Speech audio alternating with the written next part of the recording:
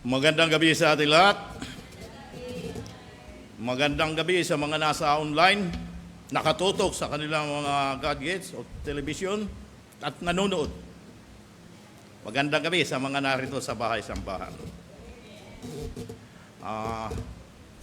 Maraming salamat sa At the Cross na ibinigay na tinugtog ng ating pastor. Tunay na, kung walang cross, wala tayo kaligtasan. Kaya pasanin natin ang sarili nating cross upang magkaroon tayo ng maligtas. Bago sa ating pagpapatuloy, inaanyayahan ko kayong tumayo sa ating panalangin. Tayo manalangin.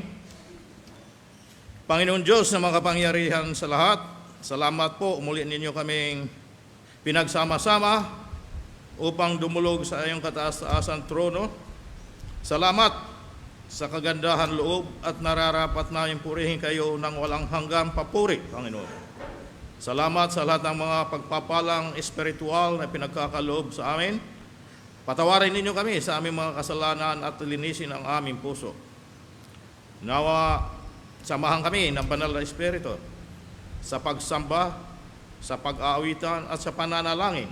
Tayo nawa ang kumilos sa aming kalagitnaan. Nawa bigyan ang husay at talino ang lahat ng mga gaganap sa gawain upang magbigay kapurihan kami sa inyo, Panginoon, sa iyong puso, Panginoon.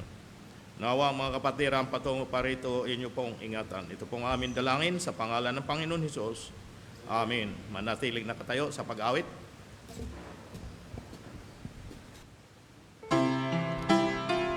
Magandang gabi po sa ating lahat. Ating pong awitin, Seek Ye First.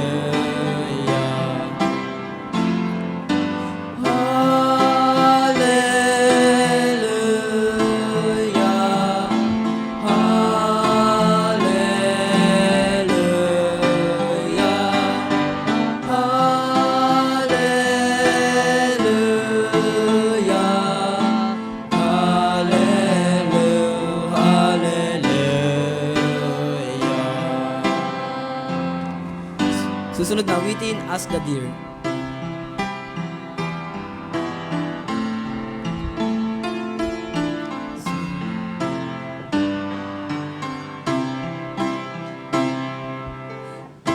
As the deer panted for the water, so my soul longed after thee.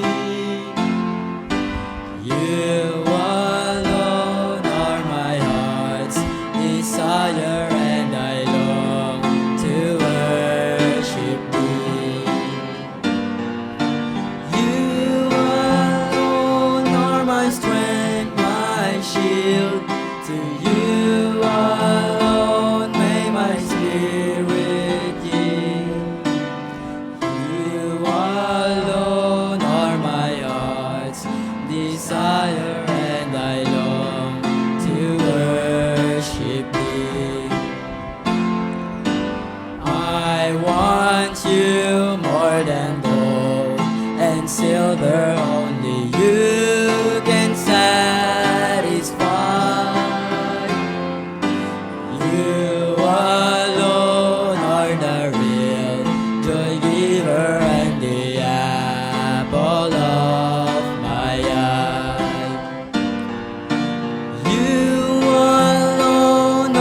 my strength, my shield. To you alone may my spirit yield. You alone are my heart's desire, and I long to worship thee. You are my friend and you are my brother, even though you are a king. I want you more than any other, and you are my everything. You alone are my strength, my shield. To you alone may my spirit yield. You alone are my heart's desire, and I long to worship thee. At tayo po'y magkamustahan habang inaawit, do right. Right is always right and wrong is always wrong, and we must learn to separate the two. If you love the right, the Lord will give you light. So seek the right in everything you do. Do right till the stars fall. Do right till the last call. Do right when there's no one else to stand by you. Do right when you're all alone. Do right though it's never known. Do right since you love the Lord. Do right, do right, do right till the stars fall. Do right till the last call. Do right when there's no one else to stand by you. Do right when you're all alone. Do right though it's never known. Do right since you love the Lord. Do right, do right.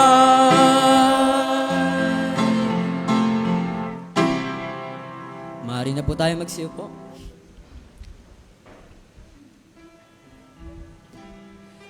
Tayo naman po ay tutungo sa ating announcement and reminders.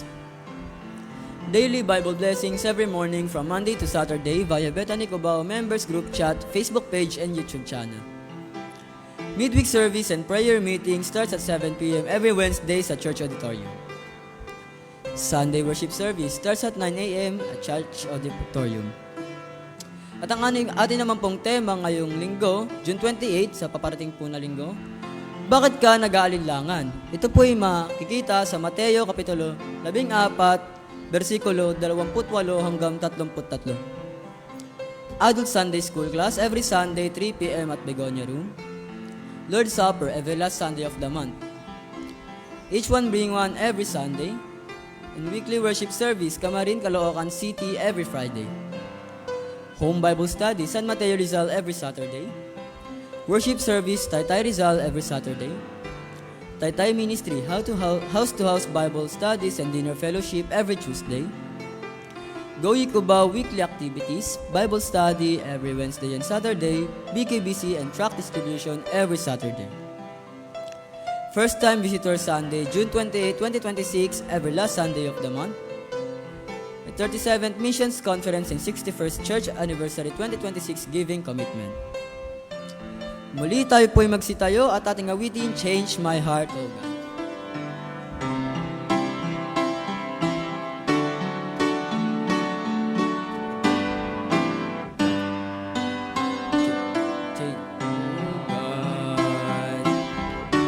Make it ever true. Change my heart, oh God. May I be like you.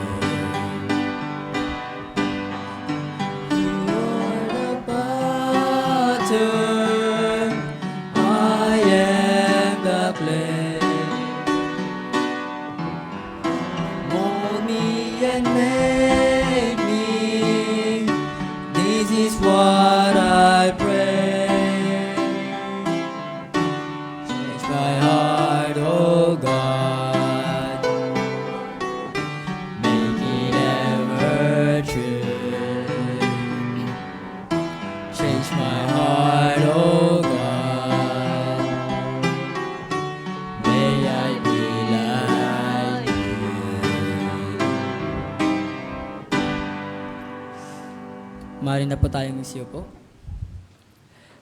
Para po sa ating preaching, tawagin po natin si Brother Renato Alegre. Muli, magandang gabi sa ating lahat. Ang pamagat ng ating paksa ngayong gabi, katiyakan sa pananalangin. Tunay na ang mga Kristiyano ay may katiyakan sa pananalangin. Kaya huwag tayo mag-atubili, dumulog at manalangin sa ating Panginoon. Tiyak na tutugunin kung naayon sa kanyang layunin, kalooban.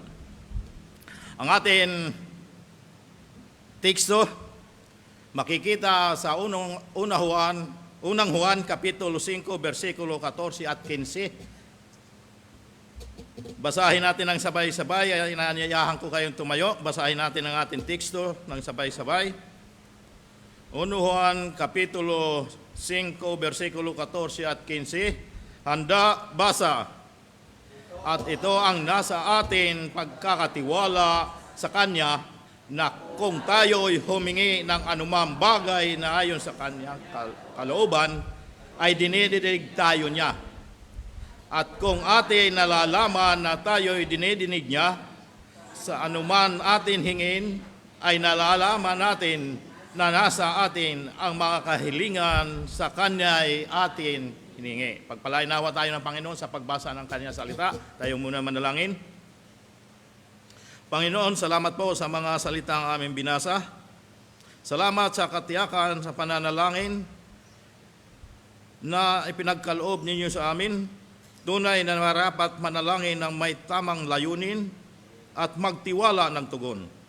Salamat sa kagandahan loob at sa kahabagan. Nawa kayo ang kumilos sa amin kalagitnaan. Pangunahan kami. Ang pangunahan ninyo kami sa aming pagsamba at kayo nawa ang aming mapapurihan. Bigyan ninyo ng kaalaman at katatagan ang iyong lingkod. Ito po ang aming dalangin sa pangalan ng Panginoon Hesus. Amen. Maaari na po kayong maupo.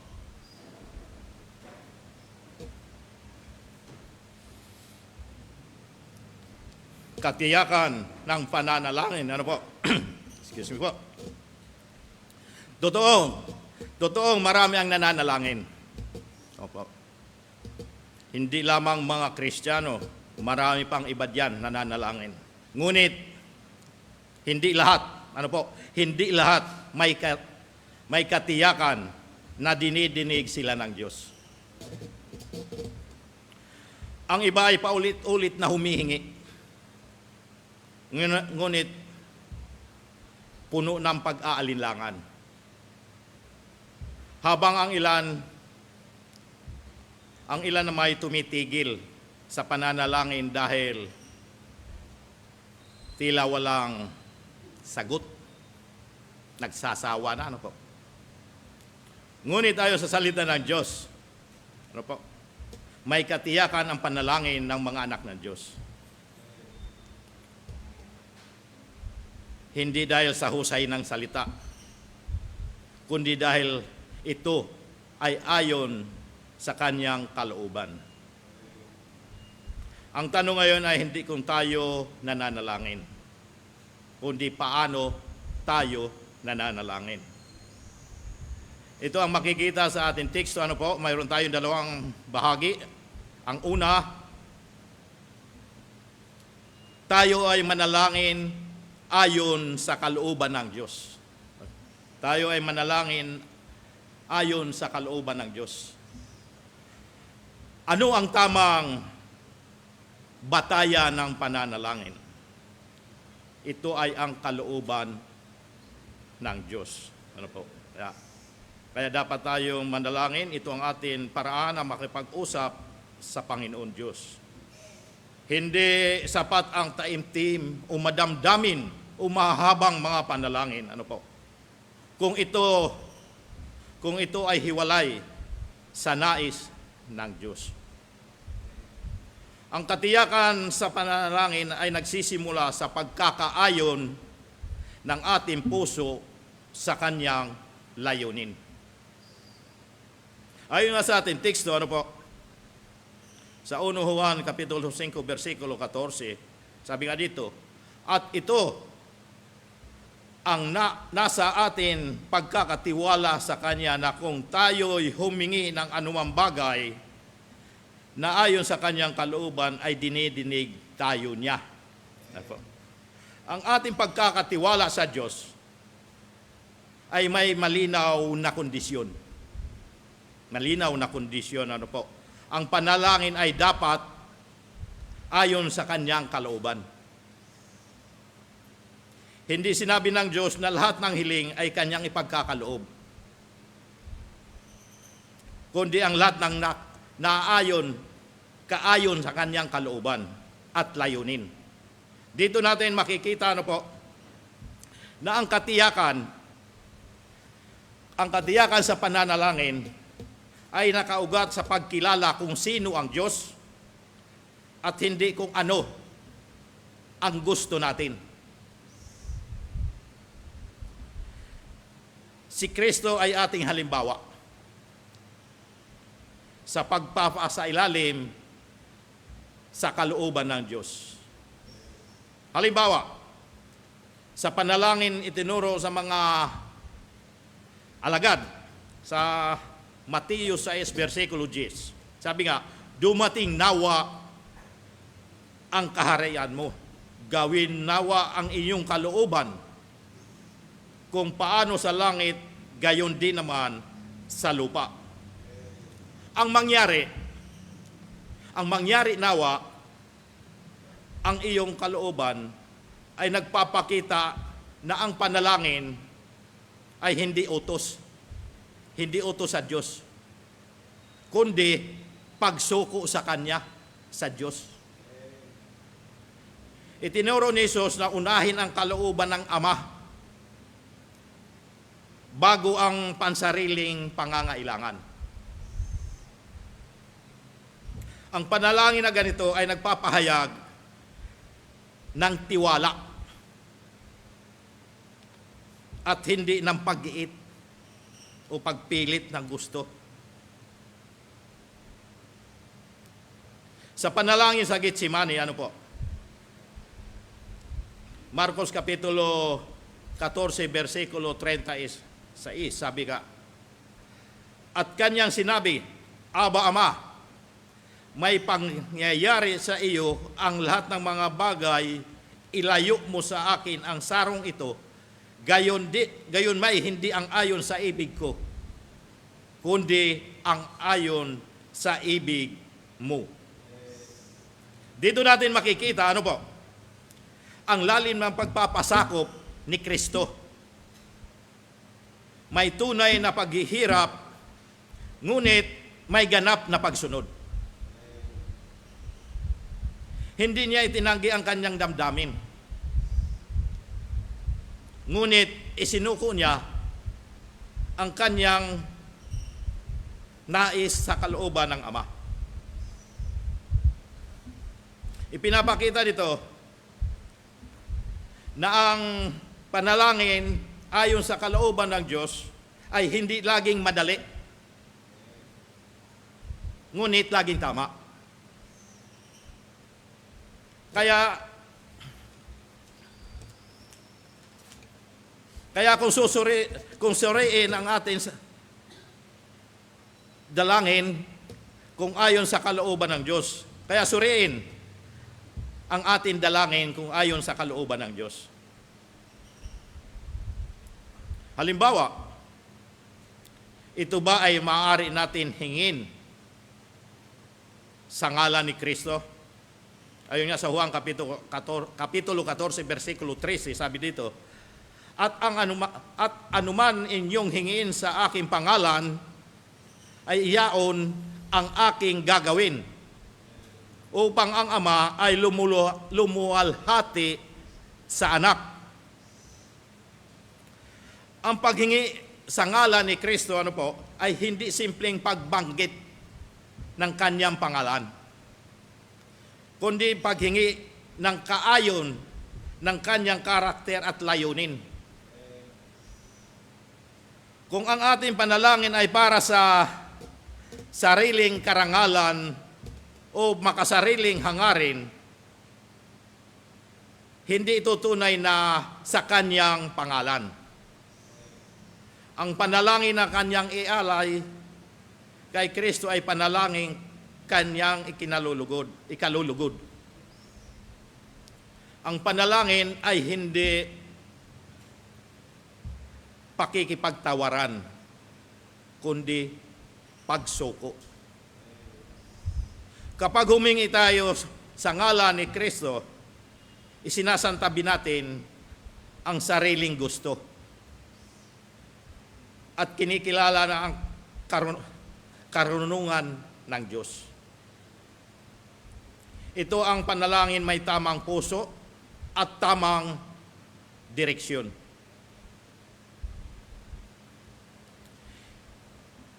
Ito rin ay pagkakataon upang suriin ang ating sarili. Ano po? Kung ayon sa kalooban ng Diyos. Tayo ba ay sumusunod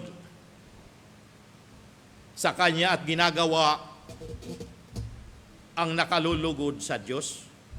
Ayon nga sa una Juan, Kapitulo 3, versikulo 22, sabi nga dito, at anumang atin hingin ay tinatanggap natin sa Kanya, sapagkat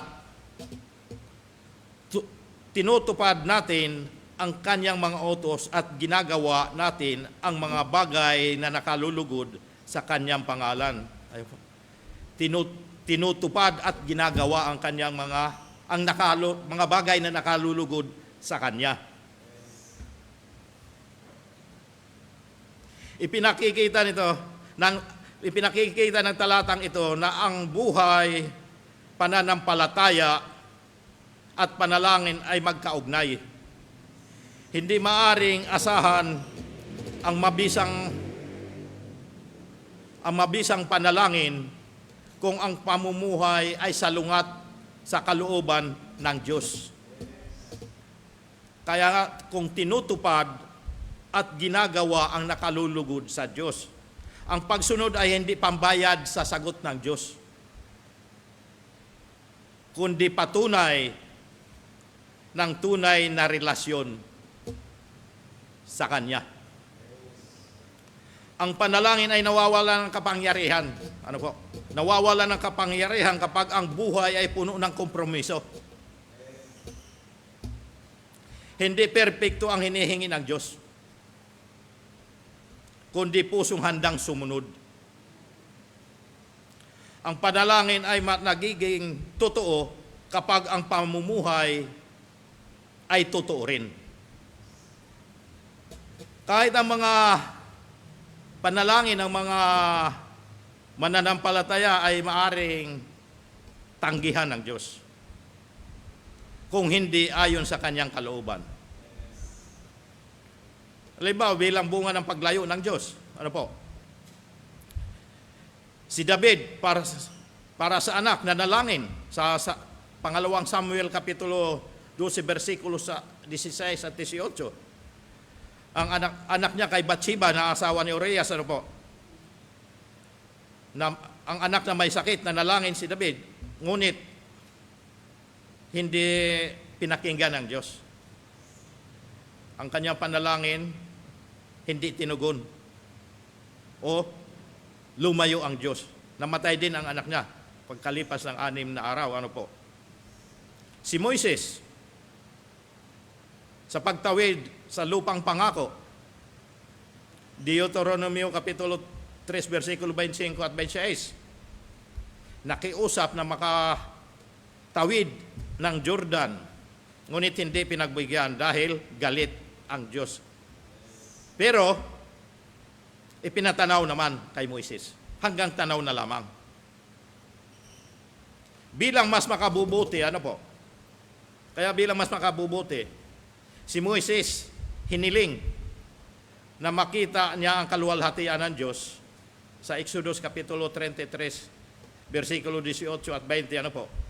Bilang makabubuti, na huwag makita dahil tiyak na mamamatay ang kung sino man makakita na mukha ng Diyos. Si Pablo, ukol sa tinik sa laman. Pangalawang Korinto, Kapitulo 12, versikulo 8 at 9. 3 beses na nalangin na maalis ang tinik. Ngunit ang tugon, sapat ang lahat. Kaya makabubuti na manatili ang tinik sa kanyang laman.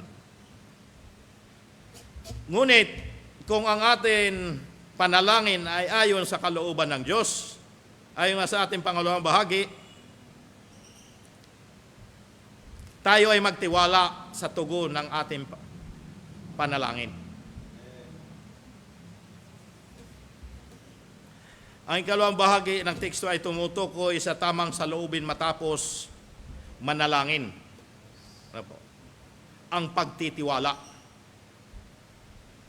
Kapag natiyak na ang panalangin ay ayon sa kalooban ng Diyos, ang inaasahan ay hindi pag-aalinlangan, kundi pananampalataya at magtiwala. Ano po?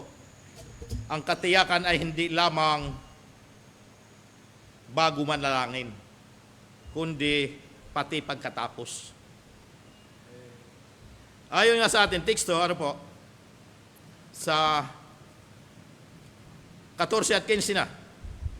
Juan Kapitulo 5, versikulo 14 at 15, sabi dito, at ito ang nasa atin pagkakatiwala sa Kanya, na kung tayo humingi ng anuman bagay na ayon sa Kanyang kalooban ay dinidinig tayo niya.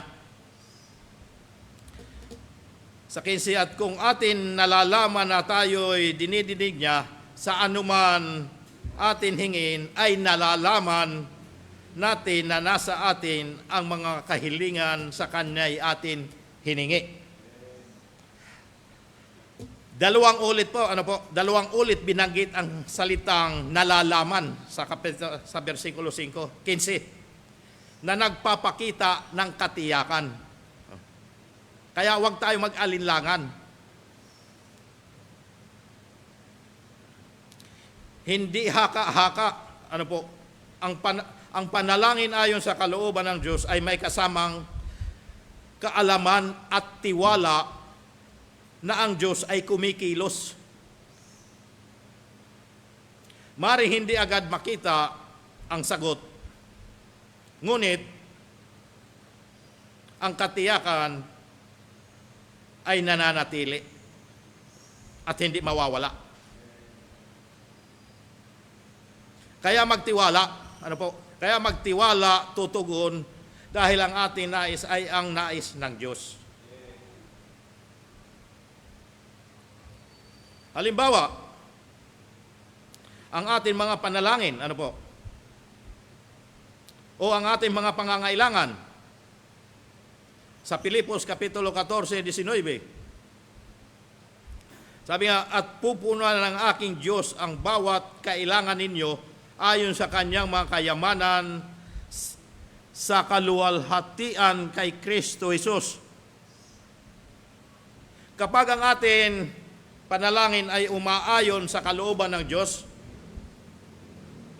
makatitiyak tayong ang Kanyang tugon ay sapat. Pupunuan ang ating mga pangangailangan. Sapat na sapat, Ang Diyos ay hindi nagkukulang. At alam niya kung kailan,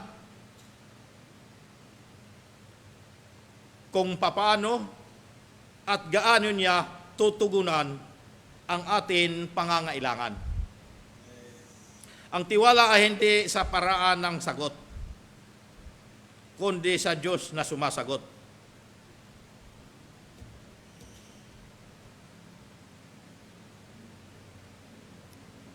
Ito ba ang halimbawa ang kaligtasan ng iba sa panalangin.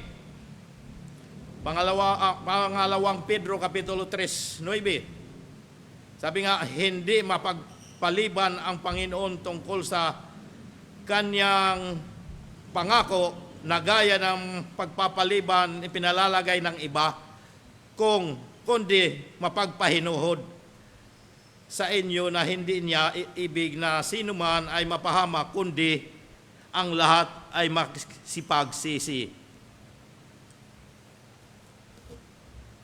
ang panalangin para sa kaligtasan ng iba ay kaayon ng puso ng Diyos. Maaring tila matagal ang sagot, ngunit ang Diyos ay mapagpasensya at kumikilos sa tamang panahon. Hindi padalos-dalos. Ang ating tungkulin ay magtiwala at magpatuloy sa panalangin. Kaya huwag magsawa sa pananalangin.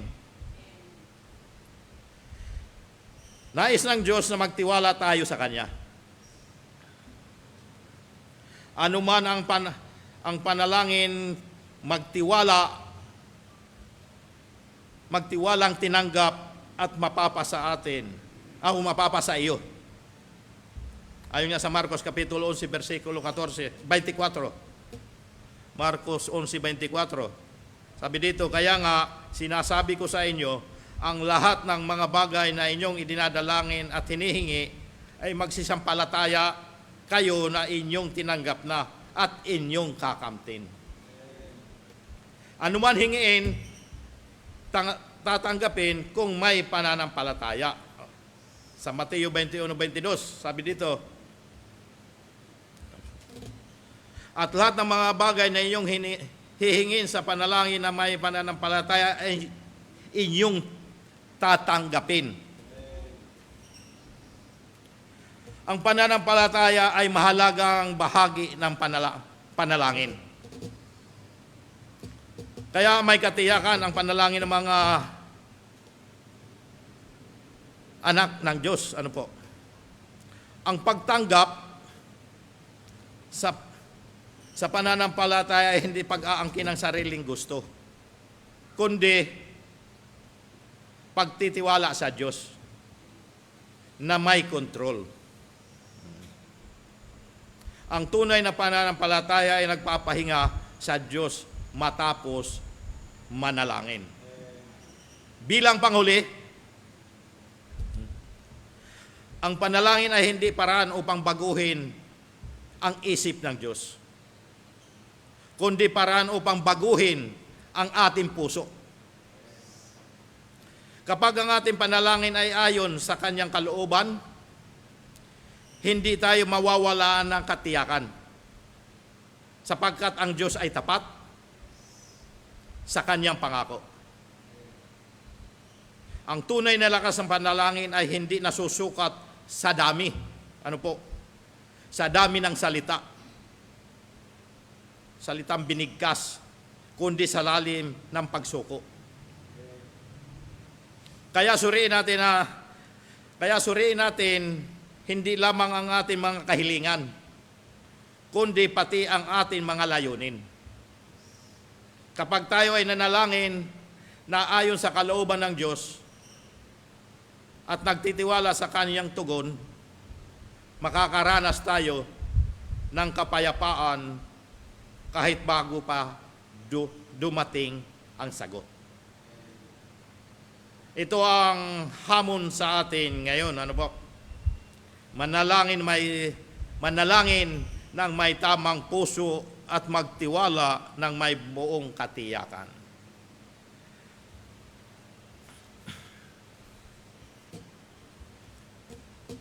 Tayo manalangin. Salamat, Panginoon Hesus, sa biyaya at pagpapala ang aming tinanggap na nagbibigay kagalakan ng aming puso.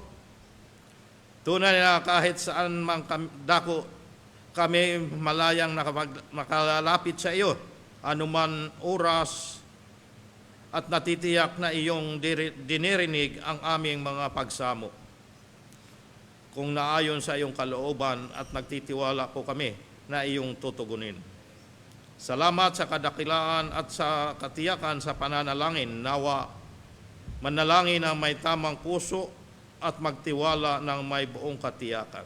Ito po ang aming dalangin sa pangalan ng Panginoon Hesus. Amen.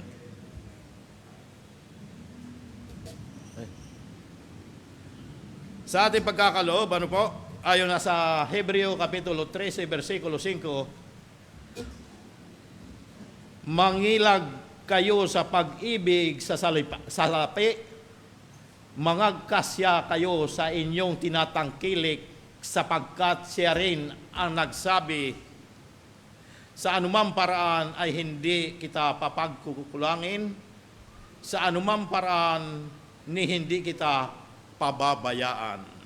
Ibigay po natin sa Panginoon ang pinakamahusay na handog. Tayo manalangin. Salamat Panginoon sa mga biyaya at pagpapala yung binibigay sa amin. Salamat sa kalakasan na aming paghahanap buhay. Mula sa aming pagkakaloob, naway pangunahan kami. Hipuin mo ang aming puso na magbigay na may kagalakan at kasiyahan sa aming puso. Ito po ang aming dalangin sa pangalan ng Panginoon Hesus. Amen.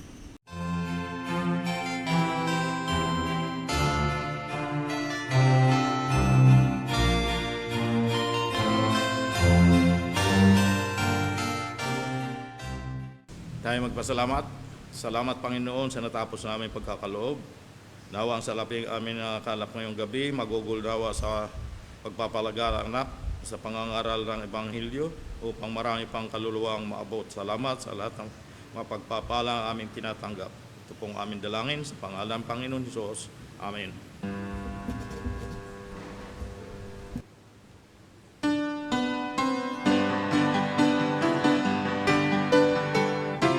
Muli tayo po tumayo para po sa ating muling awitin dahil buhay.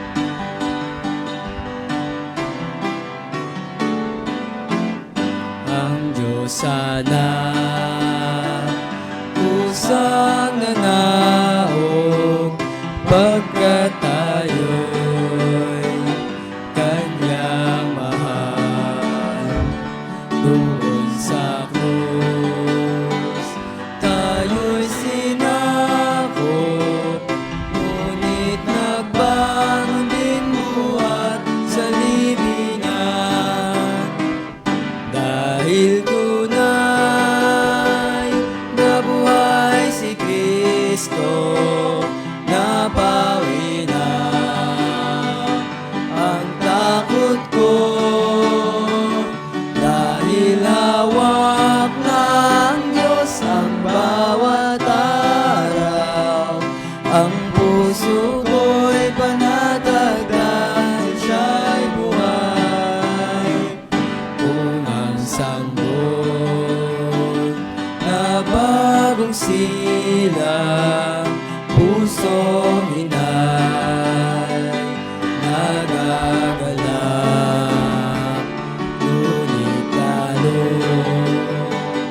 kaligayahan kung ang batang iyon kay Kristo'y tatanggap.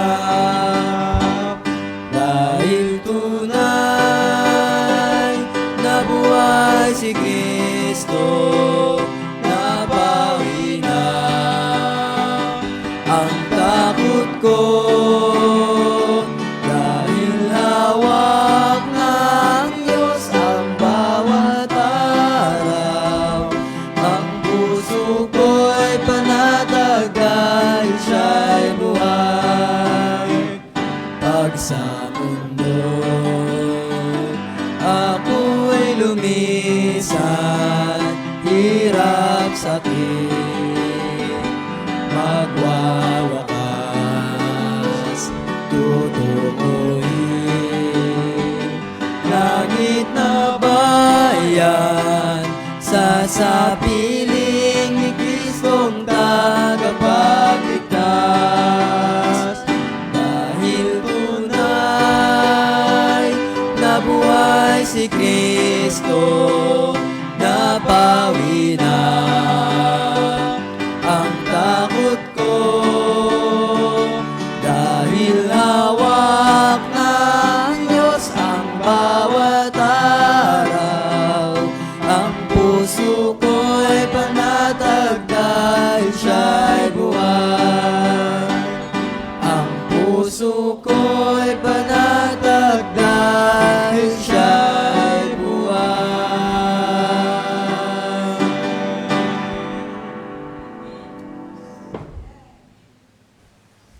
Tayo manalangin.